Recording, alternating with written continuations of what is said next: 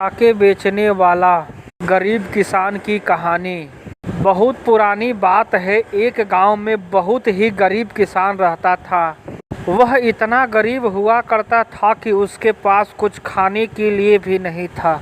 वह इतना मजबूर था कि वह ठंड में अपने लिए एक अच्छा कपड़ा भी नहीं रखता था। वह किसान और उसकी पत्नी, साथ ही साथ उसका एक छोटा बेटा था।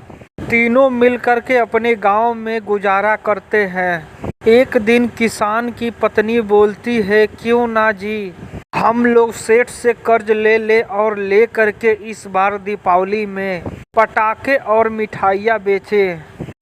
वह किसान बोलता है कि हमें सेठ भी कर्ज कहाँ देगा।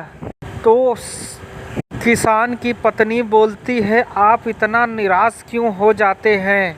एक बार आप बात करके तो देखिए, हो सकता हो कहीं सेठ मान जाए और हमें उधार भी दे दे। यह बात सुन करके किसान बोलता है, चलो एक बार प्रयास करता हूँ। और वह सेठ के पास जाता है। सेठ उससे दो चार बातें पूछता है और बोलता है, ठीक है, मैं तुम्हें दे देता हूँ, लेकिन बताए गए समय पर तुम हमें पैसा वापस कर देना, वरना मैं तुम्हारी ज़मीन का अंगूठा लगवा लूँगा और पैसे वापस ले लूँगा। किसान बोलता है, ठीक है। किसान पैसे ले लेता है और ले करके मिठाई और पटाखे खरीद करके लाता है। दीपावली में उसका पटाखा और मिठाई इतना बिकता है कि उसके पास पैसा ही पैसा हो जाता है। वह अपने पैसों को फालतू खर्च नहीं करता है। उन पैसों से एक छोटा सा मिठाई का दुकान कर देता है।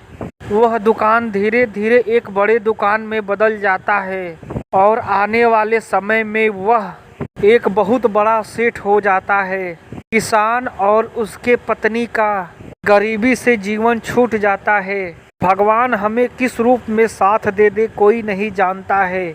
हमें अपने जीवन में निरंतर प्रयास करता रहना चाहिए। किसान के तरक्की के लिए एक लाइक तो बनता है।